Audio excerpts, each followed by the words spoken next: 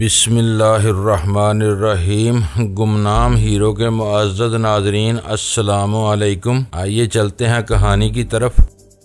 वो बहुत चौकन्ने रहेंगे और कोई खतरा भांपते ही भड़क कर भाग लेंगे। अव्वल खान ने वीरा के मुकाबले में कदरे नरम अल्फाज में वही खदशा बयान कर डाला। वो भाग कर कहाँ जाएंगे, हमारे पास इनके मुकम्मल खाके मौजूद हैं। जरा सी तशहीर होते ही चंद घंटों में वो चीर फाड़ कर रख दिए जाएंगे। राह के एजेंटों के बारे में हर पाकिस्तानी बहुत हसास है, तो क्या तुमने इन्हें बता दिया है कि तुम्हारे पास इनके खाके मौजूद हैं? वीरा ने आमकाना सवाल किया। बाज़ औक़ात तुम्हारी खोपड़ी बिल्कुल कुंद होकर रह जाती है। मैंने लाकर कहा, ये इनको बताने वाली बात है। ये इनके खिलाफ हमारा सबसे मौसर और खुफिया हथियार है। वो जरा भी बहके तो ये अनदेखी तलवार अचानक इनकी गर्दनें उड़ा डालेगी। वो कुछ भी नहीं कर सकेंगे। ठीक कह रहे हो, अव्वल खान ने मेरी तायद करते हुए कहा। अब जरा तरतीबवार वाकयात भी बताते चले जाओ। ये बहुत खतरनाक कदम था। तुम्हें भेज देने के बाद भी हम पशेमानी के बोझ तले दबे हुए थे। इनसे सामना होते ही मेरे पैरों तले से जमीन निकल गई थी। मैंने हंसते हुए बताया, हम सब ही मजबूत असाब के मालिक थे, इसलिए तसादम टल गया।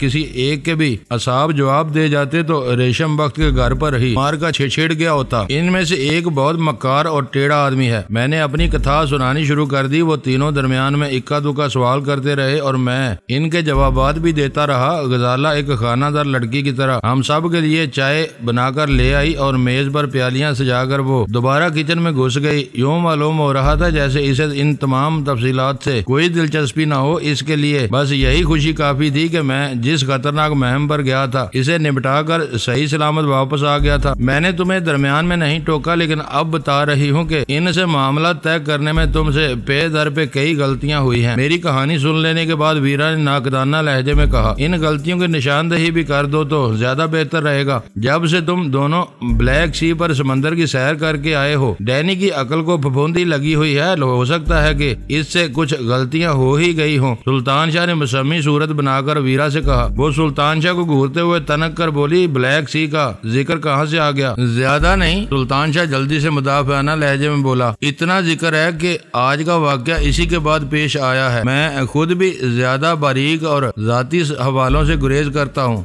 बक बक मत करो। ब्लैक सी पर हम एक ऑपरेशन के लिए गए थे। इसमें किसी की कोई जाती पसंद नहीं थी, वीरा ने बरहमी से कहा। वो ब्लैक सी के हवाले से जितना चिढ़ती थी, सुल्तान शाह से इतना ही ज्यादा चिढ़ाता था। तुम कहती हो तो माने लेता हूँ, तुम डैनी की गलतियों की बात कर रही थी। शहर में कब तक डैनी और वीरा को तलाश करता रहेगा? वो जल्दी गड़बड़ भांप लेंगे और गाड़ी वहीं ठप होकर रह जाएगी। वीरा ने पहला एतराज सुना डाला। डैनी वो शख्स है जिसके लिए जिमी लाइट, जिम क्लार्क और फिर राज अल्मेडा यहाँ मारे मारे फिरते रहे। वो तीनों मारे गए, लेकिन डैनी इनके हाथ नहीं आ सका। ऐसे आदमी के लिए वो ज्यादा दबाव नहीं डाल सकते। फर्जी मुकाबलों की 2-3 कहानियां इन्हें महीनों कवर किए रखेंगे। मैं खुद भी यही कहना चाह रही थी, वीरा बोली। इन्हें मुतमिन रखने के लिए कुछ न कुछ कारकर्दगी दिखानी पड़ेगी। ये तय हो गया, अब आगे की बात करो। सुल्तान शाह ने जल्दी से लुकमा दिया। इन्हें फोन इस्तेमाल करने की इजाजत नहीं होनी चाहिए। वीरा ने इसे फाड़ खाने वाली नजरों से घूरने के बाद कहा, बहुत साजिशें करते रहेंगे, तुम्हें कानो कान भी इल्म नहीं हो सकेगा। हैरत है कि ये बात तुम कर रही हो। आजकल मुआसराती जराए बहुत आगे बढ़ चुके हैं। फोन के जरिए एक खुफिया रिकॉर्डिंग मशीन मुंसलिक करके वो बातें भी मालूम की जा सकती हैं तो वो हमसे छुपानी चाहते हैं। ये हमारे लिए नहीं, इनके लिए खतरे की बात होगी। और आखिरी नुकता ये कि इनके किसी भारतीय दोस्त से तुम्हारा मिलना ठीक नहीं होगा। इन दोनों को तुमने धोखा दे लिया, लेकिन भारतीय कौंसल खाने वालों के लिए तुम इतने अजनबी नहीं हो सकता है कि वो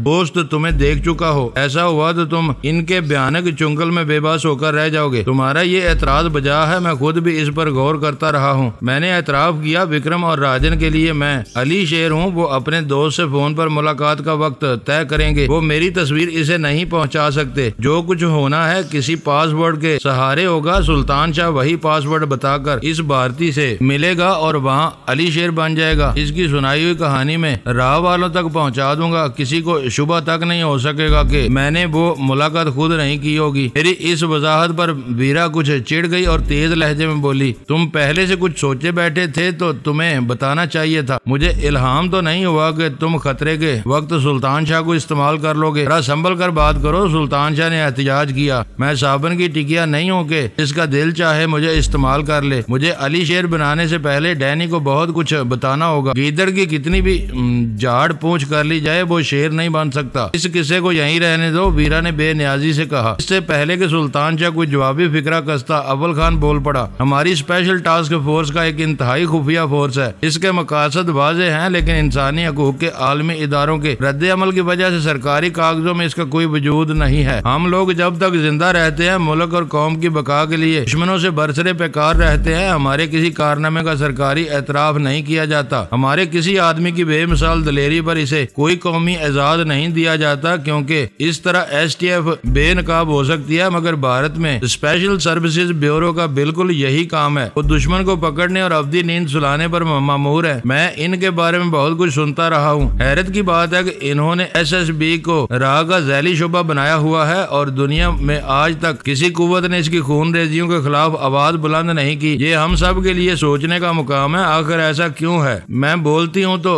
तुम सबको बुरा महसूस होता है। वीरा एक तलख और मानी खेज मुस्कुराहट के साथ बोली, हमारी गर्दनों में गुलामी और गदाई का कशकोल पड़ा हुआ है। इसके बोझ की वजह से तुम अपना सर उठाकर किसी से बात नहीं कर सकते। ये खुदा का कहर है कि जिस कौम में हर बच्चा हजारों का मकरूज पैदा होता हो, इस मुल्क की सड़कों पर वो नई गाड़ियां दंदनाती फिरती हो, तो बनाने वाले मुल्कों में महीनों के बाद आम होती हैं। तुम्हारी कौम मुफलस और मकरूज है, लेकिन तुम्हारे अफराद खुशहाल और लखपति हैं। तने से काट कर पनपने की कोशिश करने वाले शाखें चंद रोज तो हरी भरी नजर आ सकती हैं, मगर फल फूल नहीं सकती। खुद सूख कर वो तने को भी मुरझाई हुई लकड़ी का एक मुर्दा शतीर बना देती हैं। ऐसा शतीर जिसकी अपनी कोई जिंदगी नहीं होती, दूसरे इसे चीर फाड़ कर अपने मकसद के लिए इस्तेमाल करते हैं। कल रात भी मैं यही बात कह रही थी, लेकिन तुम सब यहाँ के रहने बसने वाले हो, अपने मुल्क को बिगाड़ने का हर हक खुद इस्तेमाल करना चाहते हो, दूसरों को इसमें मुदाखलत का हक नहीं देते। अगर तुम अपनी मजबूरियों के ऐसे ही असीर हो तो फिर STF और SSB का मुआवजा मत करो। वो जोश और इश्तियाल के आलम में देर तक बोलती रही। इसके लबो लहजे ने अव्वल खान समेत हम तीनों को गंग कर दिया था। मुझे इसकी आवाज आ रही थी, मगर इसकी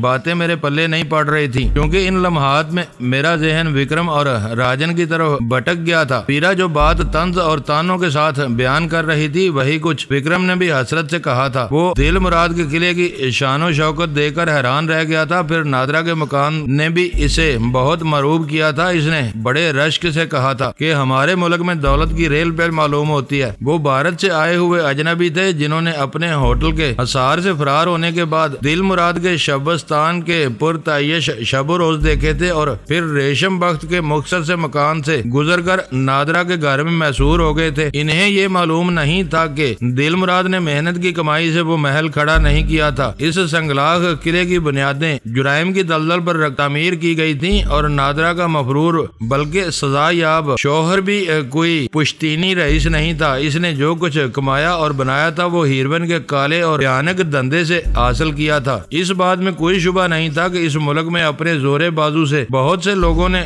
सरबत और हशमत हासिल करने की मिसालें कायम की हैं, लेकिन इन चंद हजार लोगों को छोड़कर बाकी सब काज कलाहों की असल गफूर भट्टी, दिल मुराद और गनी जैसे लोगों से मुख्तलिफ नहीं थी। इस मुफलस और मकरूज मुल्क के मुकद्दर की असल तस्वीर वो दहकान थे जो दूर अफ्तादा बस्तियों में पीने के पानी के लिए खुश्क लहू और नम आंखों के साथ हर पल आसमान की तरफ देखते रहते हैं और फिर बरसने वाले पानी को अपनी जरूरत के लिए कच्चे और गंदे जोड़ों में जमा करके किफायत से अगली बरसात तक इस्तेमाल करते हैं। इस पानी के भी सिर्फ वही हकदार नहीं होते, कुत्ते, बिल्ली और ढोर डंगर भी अपनी जरूरतों के लिए इनके बराबर के हिस्सेदार होते हैं। वीरा शायद थक कर खामोश हो गई। ड्राइंग रूम में सन्नाटा छा गया और इस सन्नाटे ने मुझे चौंका दिया। तुम में सबसे बड़ी खराबी ये है कि तुम बात बातों पर जज्बाती हो जाती हो। मैंने एक मौजमहल सी मुस्कुराहट के साथ वीरा से कहा, SSB के जिक्र को तुमने कहां से मिला दिया? पता नहीं मैं जज्बाती हूँ या फिर तुम सब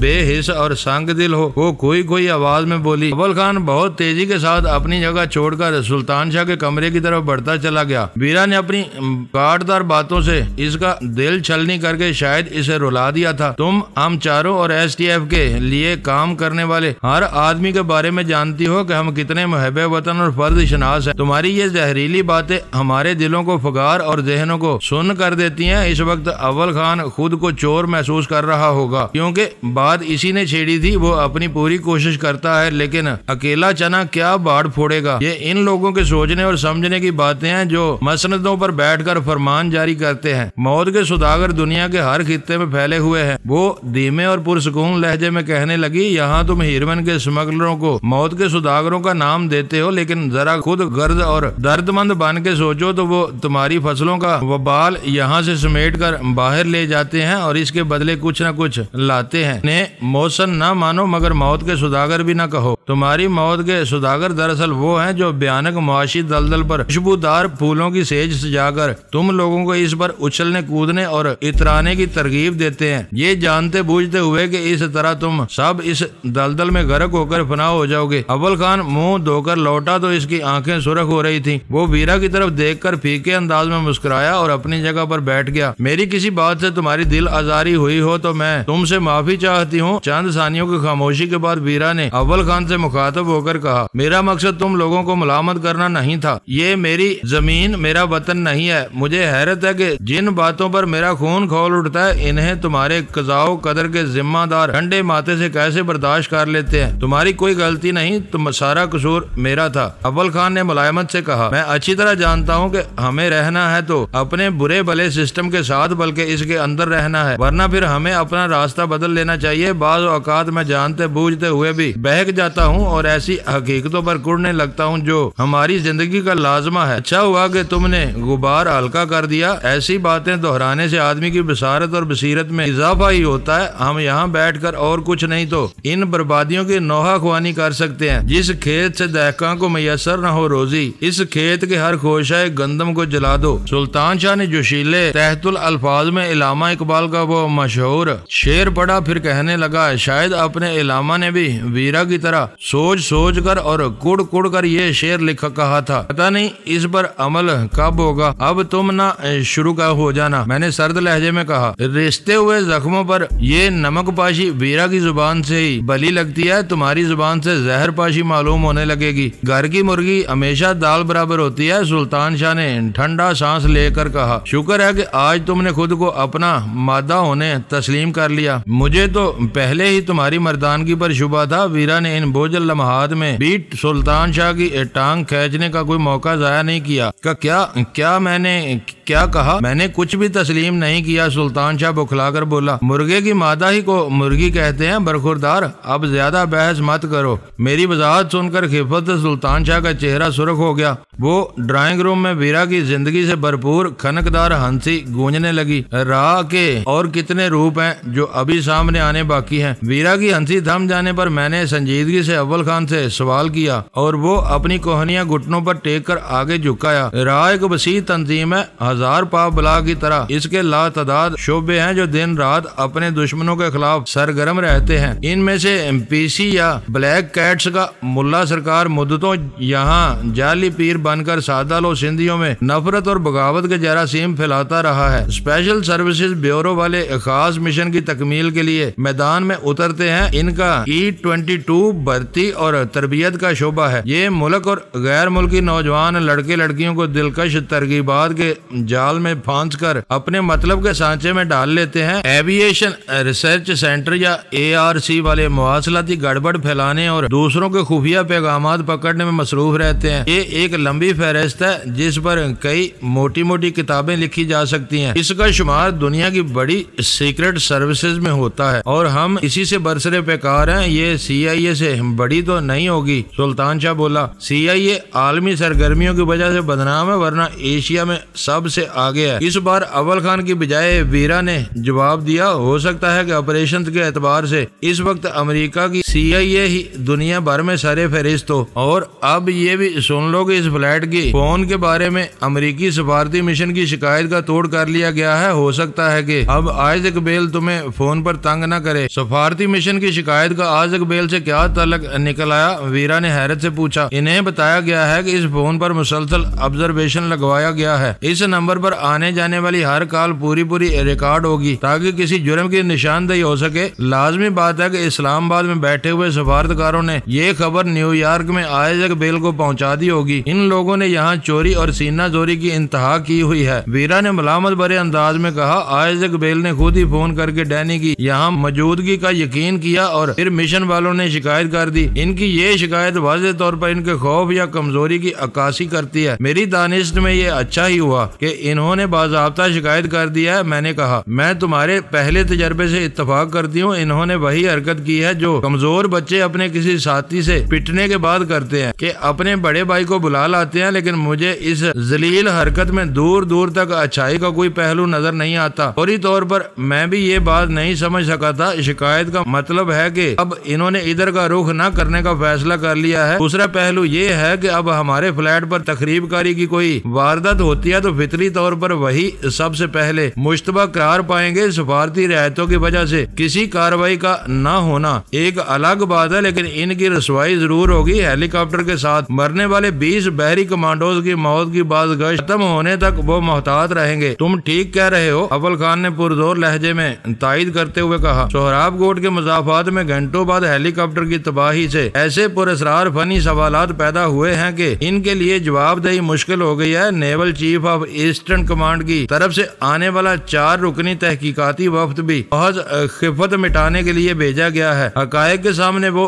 चारों माहिरीन लाजवाब हो गए हैं। ये यहाँ की बातें हैं। इन 20 फौजियों की मौत पर अमेरिका में राय आमा की जो मुखालफाना लहर उभरी होगी, तुम इसका तस्वर भी नहीं कर सकते। वीरा ने सिगरेट का गहरा कश लेकर धुआं उगलते हुए कहा, वियतनाम की जंग के बाद अमेरिकी शहरी गैर ममालिक में अमेरिकी फौजियों की हलाकत के बारे में बहुत हसास हो गए हैं। वो ये बात तो गवारा कर लेते हैं कि अमेरिका के वसी तर मफाद में इनके अदा किए हुए टैक्सों की भारी रकूम समंदर पर फौज तैनात और तजावजात पर खर्च की जाती रहे, लेकिन दूसरों की सलामती के लिए वहाँ के फौजियों की कुर्बानी को बकरा बनाने का तस्वर दिन ब दिन कमजोर होता जा रहा है। अब तक वहाँ के अखबारात ने इस पूरे वाक़े के बुखिए उधेड़ डाले होंगे, क्योंकि यहूदियों के जेरे असर होने के बावजूद वहाँ का प्रेस बहुत आजाद है। हिटलर ने यहाँ शायद बहुत सोच समझकर यहूदियों को अपना निशाना बनाया था। सुल्तान शाह पुरख्याल लहजे में बोला, इसने मार मार कर इन पर जमीन तंग कर दी थी और आज हर साजिश के पीछे यहूदी जहन या सरमाया काम कर रहा है। हिटलर के मुलाजिम के बाद ही दुनिया भर में इनके लिए हमदर्दी की लहर उभरी थी। वीरा ने कहा, इससे पहले ये इतने मुत्तहद भी नहीं थे। बाद में ये मजलूबियत का लबादा ओढ़कर पूरी दुनिया में फैल गए। हर सफेद फाम कौम ने इनकी हमायत की और इन्हें अपनी जमीन पर पनाह दी। आज ये रफ्ता रफ्ता हर शोबे पर गालिब आ चुके हैं। हम आम यहूदियों को काबिल नफरत नहीं समझते। मैंने मुदाफाना लहजे में कहा, हम इन यहूदियों के दुश्मन है जो दहशत गर्द और नस्ल परस्त हैं। ये तकरीर रहने दो। वीरा ने मेरी बात काट कर मजाक का उड़ाने वाले अंदाज में कहा, ये मुनाफिकाना तकरीरें हैं जो बड़े इज्तिमात में की जाती हैं। रास अलमैडा कौन था? इसे वसाइल कौन फराहम कर रहा था? इसे यहूदी वोटों पर मुकम्मल कंट्रोल क्यों हासिल था? इसकी असल ताकत अमेरिका में आबाद बेज़रर और आम यहूदी ही थे। वो इनका लीडर था, इसलिए हर एक की नजरों में था। आम यहूदी डेविड स्टार्स और रास अलमैडा की हमायत न कर रहे होते तो रास अलमैडा शी पर कब्जा करने के लिए अमेरिका के सदर को ब्लैकमेल करने की जुर्रत नहीं कर सकता था। रास अलमैडा शी की ग्रांट पर नजरें जमाए बैठा था। सदर को अगली मुद्दत के लिए यहूदी वोटों की जरूरत थी। समझौता हो गया और मेरा बाप एक नादीदा कातिल की बे आवाज गोली का निशाना बन गया। हर यहूदी इस घिनौने खेल में तामे दरमे और सखने शरीक है। सुल्तान शाह ठीक कह रहा है कि हिटलर ने अहले जमीन को मुस्तकबिल की भयानक साजिशों से बचाने की मुखलसाना कोशिश की थी, मगर मगरब ने इसे नाकाम बना दिया। यही नहीं, इसकी इतने मुनज़्ज़म पैमाने पर किरदार कशी की गई कि जो लोग इसके बारे में कुछ भी नहीं जानते थे वो भी इससे नफरत करने लगे। आज तुम बाकायदा तकरीरों के मूड में नजर आ रही हो। मैंने मुस्कुराते हुए कहा, तुम्हारे इन नजरियात से तुम्हारे कितने हम वतन इत्तफाक करेंगे। बेशुमार गैर यहूदी अब इन हकायक को समझने लगे हैं और यहूदियों से खौफजदा रहते हैं, मगर आलमी ज़राए अबलाग में दूर दूर तक ऐसे लोगों की कोई नुमाइंदगी नजर नहीं आती। कैसे आएगी? इसने बरजस्ता कहा। गोएबल्स मर गया, मगर इसका सिखाया हुआ सबक यहूदियों ने सख्ती से अपना लिया। वो जानते हैं कि दुनिया में वही कौम फाते और सुरखरू है जो प्रोपेगंडे में सबसे आगे है। आज अखबार और टीवी समेत वो अबलाग के हर जरिए पर छाए हुए हैं। वो अपने मुखालफाना रुझानात की तशहीर क्यों करेंगे? डेविड स्टार्स ने इस जंग को हमारे मुल्क में भी धकेल दिया है। मैंने अफसरदगी से कहा, कल यौमल सब्त है, देखना होगा कि आइजैक बेल की धमकी क्या रंग दिखाती है। इब्तदा में सब बुखलाए हुए थे। अव्वल खान ने कहा, वक्त गुजरने के साथ साथ हिफाजती इंतजाम मजबूत होते चले जा रहे हैं। हमें उम्मीद करनी चाहिए कि वो नाकाम रहेंगे। आम जिंदगी में ये सब बहुत महज़ब और शाइस्ता नजर आते हैं। अमन और रवादारी के लिए इनकी कोशिशें बज़ाहिर काबिल तारीफ नजर आती हैं। ये इनकी जिंदगी का वो रुख है जिसे दिन रात उछाला जाता है, लेकिन इनके असल कुव्वत इनकी खुफिया तंजीमों में है। मेरी मालूमात के मुताबिक इनमें डेविड स्टार्ज सबसे ताकतवर है और रास अल्मेडा इसका बेहतरीन दिमाग था। इसे मारकर हमने डेविड स्टार्ज को नाकाबिले तलाफी नुकसान पहुंचाया है। ये तंजीम टूट गई तो समझोगे बहुत से आलमी मसाइल खुद ब खुद हल हो जाएंगे। मेरी बात खत्म होते ही वीरा ने अपनी बात शुरू कर दी। जिमी लाइट के कत्ल होने तक तुमने कभी डेविड स्टार्ज का जिक्र नहीं किया था। मैंने इसे याद दिलाया। इस वक्त मेरा बाप अमेरिका के सदर की नाक का बाल हुआ करता था। मैं सोच भी नहीं सकती थी कि रास अल्मेडा कभी इससे दुश्मनी मोल लेने की हिम्मत कर सकेगा, लेकिन तुम्हारा ये अंदाजा गलत साबित हुआ। अपने बाप के मरते ही तुम्हें डेविड स्टार्ज के सारे ऐब यक बियक नजर आने लगे। इस वक्त तक पानी सर से गुजर चुका था। साजिश इस वक्त सामने आई जब मेरे बाप की जगह जिम क्लार्क को आगे लाया गया। ये रास अल्मेडा की बुज़दिली थी कि इसने खुद सामने आने की बजाय अपने एक काबिले एतमाद मोहरे को आगे बढ़ाया। जिम क्लार्क के मरने के बाद इसे मजबूर होकर खुद सामने आना पड़ा और मेरा बात का अंदाजा दुरुस्त साबित हो गया। तुम्हारा ये इल्जाम मैं तस्लीम करती हूँ कि अपने बाप की जिंदगी में मुझे रास अल्मेडा की असल कुव्वत का इदराक नहीं हो सका था। बस मैं सिर्फ यही बात कह रहा था। अब हमें बातों में वक्त बर्बाद करने की बजाय काम करना चाहिए ताकि इस फितने का सर कुचला जा सके। जिम क्लार्क को रास अल्मेडा के बाद किसी तरह आइजक बेल को भी जल्द अज जल्द जहन्नम हासिल कर दिया जाए तो इनकी कमर टूट जाएगी। इस वक्त काम सिर्फ तुम्हारे जिम्मे है। हम सब तमाशाई बने हुए हैं। वो शाने उचका के बोली, वो एक अलग मामला है। विक्रम और राजन तो अभी तक खुद अंधेरे में भटक रहे हैं। हमारा मामला इनसे मुख्तलिफ नहीं है। रास अल्मेडा के मरते ही मतला बिल्कुल साफ हो गया है। मगर आइजक बेल की धमकी, अव्वल खान बोला, तो यकीनन किसी बल बूते पर बोल रहे हैं। कल तक ये मामला भी साफ हो जाएगा, फिर देखेंगे कि क्या करना है। मैं ये कहकर वहाँ से उठ गया। मैंने किचन में झांका तो चूल्हा रोशन था। इस पर प्रेशर कुकर चढ़ा हुआ था, मगर गजाला वहाँ नहीं थी। मैं कमरे में दाखिल हुआ तो वो मुसहरी पर नीम दराज एक रसाले के मुताले में मसरूफ थी। खुदा का शुक्र है कि आपको इस कमरे का ध्यान आ गया। गजाला ने मुस्कुराकर रसाला एक तरफ डाला और बिस्तर पर सिमट कर नीम दराज सी हो गई। इसकी आंखों में अजीब सी चमक और शोखी रक्षा थी। धुआंधार मुज़ाकरत भुगत कर आ रहा हूँ, मैंने इसके करीब बैठकर झिझकते हुए कहा, और वो बुखलाकर मुसहरी के दूसरे किनारे की तरफ लुढ़कती चली गई। आराम से बैठकर बातें करें, इसने आंखें निचाते हुए शरीर लहजे में कहा। दरवाजा बंद जरूर है मगर बुलेट नहीं है। कोई अंदर आ गया तो क्या सोचेगा? हम दोनों के अंदर होते हुए कौन आएगा? यहाँ कोई भी इतना ना समझ नहीं है। ना समझी की बात और होती है, मगर वीरा से भी मैं हर बात की तवक्को कर सकती हूँ। कभी कभी तुम इसकी तरफ से बहुत ज्यादा बदगुमान होने लगती हो। ये बुरी बात है। हुआ करे मैं आपको अपने दिल की बात बता रही हूँ। मियाँ बीवी ही एक दूसरे की बुरी भली बातों के अमीन होते हैं। मैं कोशिश के बावजूद इन बसबसों को अपने ज़हन से नहीं खोज सकी, और इस बारे में सुल्तान शाह तुम्हारा हम ख्याल है। मैंने टटोलने वाली नजरों से इसकी तरफ देखते हुए सवाल किया। वो भी वीरा से ज्यादा खुश नहीं है। जाहिर यही होता है, मगर वो इसका गजाला की बात अधूरी रह गई। किसी ने हमारी ख्वाबगाह के दरवाजे पर हल्की सी दस्तक दी थी। गजाला हड़बड़ाकर मुसहरी से कलीन पर उतर गई।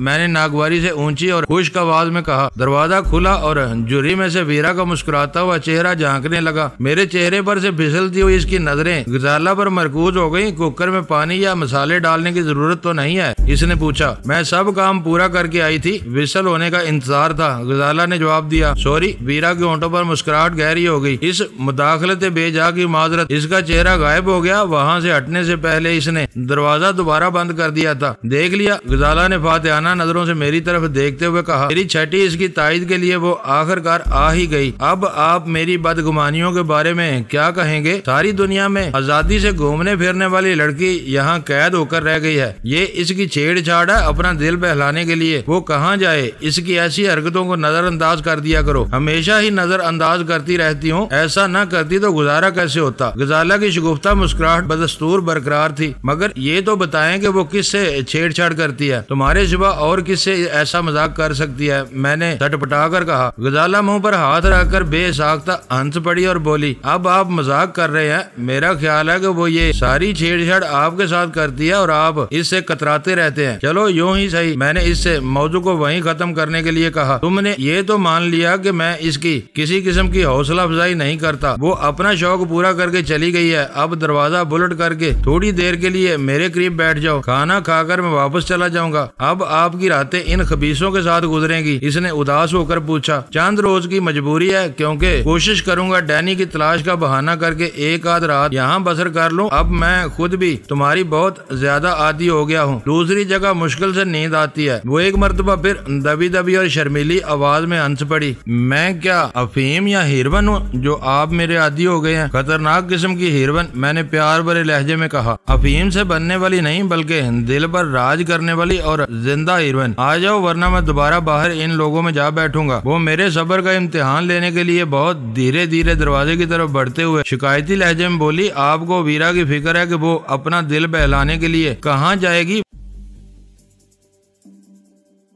मुअज़्ज़ज़ नाज़रीन, लाइक करें, शेयर करें और कमेंट्स बॉक्स में पाक आर्मी जिंदाबाद, पाकिस्तान पाइंदाबाद का नारा ज़रूर दर्ज करके अपने मुल्क पर फ़ख्र करें और पाकिस्तान की बुनियादें मजबूत करने में अपना किरदार अदा करें। वीडियो देखने का शुक्रिया। मुअज़्ज़ज़ नाज़रीन, अपना ख्याल रखिएगा और हमारे चैनल का भी। ISI पाक आर्मी जिंदाबाद, पाकिस्तान पाइंदाबाद।